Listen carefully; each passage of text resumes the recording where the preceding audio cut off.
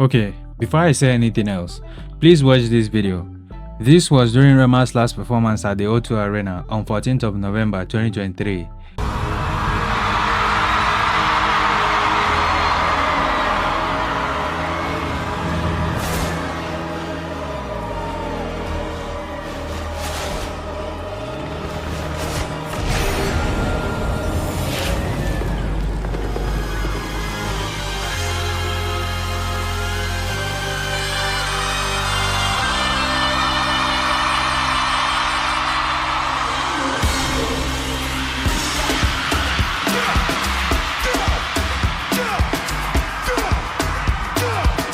And we'll have to cut it out from here.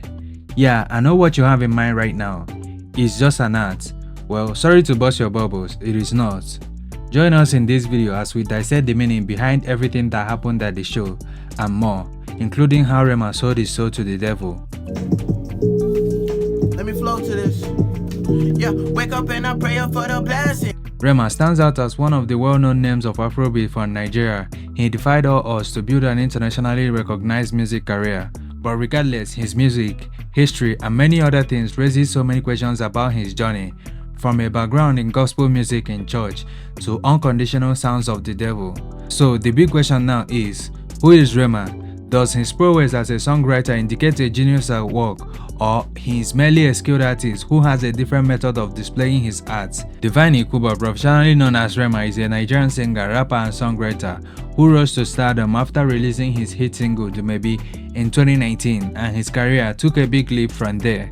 He's a signee of Marvin's Records and Johnson World Records, owned by Don Jazzy and his younger brother, The Prince, respectively. Growing up in Benin, Rema discovered a solace and support within the embrace of his local church. Over time, it became a breeding ground for his vocal talent and a place where he could refine his singing abilities under the watchful eyes of the church.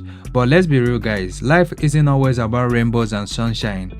Rema, like any other young man trying to make money, soon realized that relying solely on the church wouldn't pay his bill.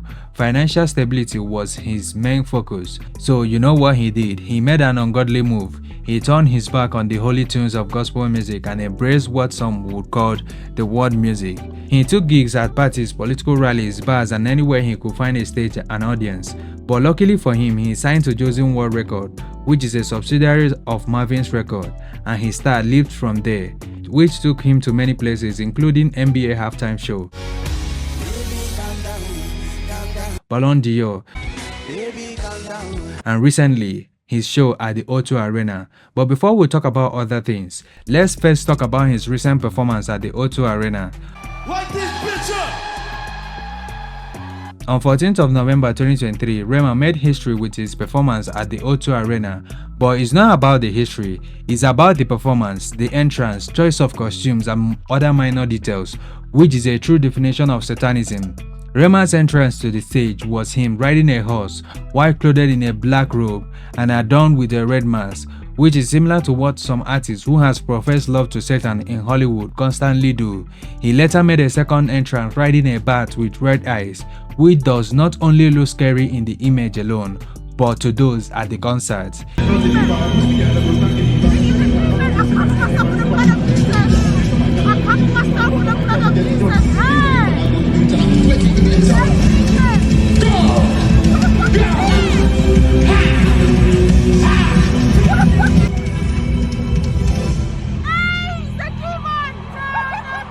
In fact, the concert looked like a movie playing right in the face of those at the concert. A scene one would only expect from an occultic initiation movie scene from Hollywood or Nollywood. The overall design of the concert stage has nothing else to promote but Satanism, and here is why. There are no difference between him and other American artists who has publicly professed their love to the devil, like Lil Uzi with this speech. Before everybody starts screaming and saying, oh, like I told y'all earlier, you motherfuckers enter the rapture. And if ain't nobody flying up to heaven right now, obviously all y'all motherfuckers going to hell. Right with me. Leona says with his different satanic music videos, including one where he was giving the devil a lap dance, Marilyn Monroe, Doja Cat, and many more. For more context into this is the 2023 Grammys performance of Sam Smith. If you look at it, there is not a lot of difference with Rema's performance. But regardless, Rema has always denied any allegations of satanism, stating that he's a Christian. According to him, his choice of imagery was inspired by the Edo culture.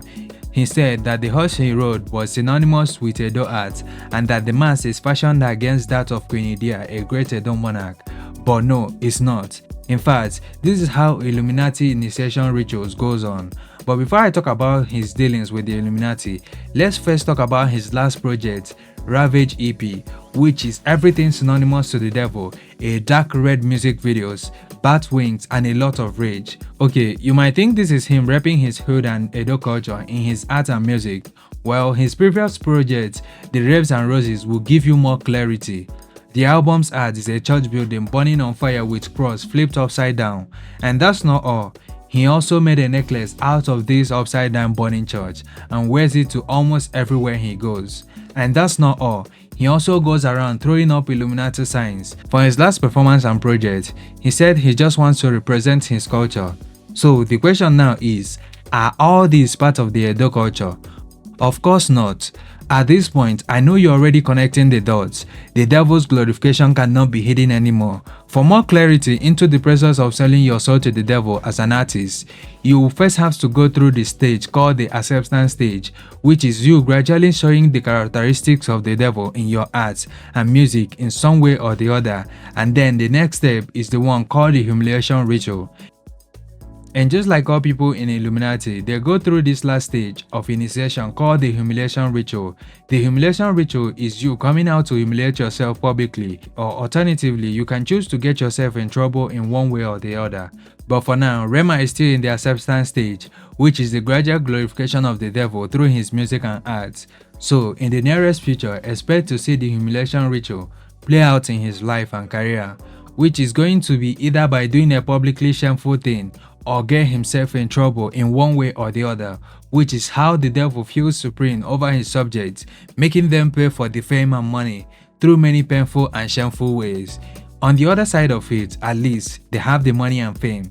Similar to other artists, Rema is currently scooping in millions of dollars on brand deals, as he is currently the brand ambassador to some of the biggest brands in the world currently, which includes the Monster Energy drink, Pepsi, Jordan's Jumpman, and many other ones. And we are not talking about album sales, sold out shows, and other sources of revenue. So the big question now is, to what end? Your soul, in exchange for fame and money. A boy who was groomed in a church is now the devil's subject. So there you have it. Thanks for watching this video. Please do make sure you subscribe to our channel for more videos like this every day.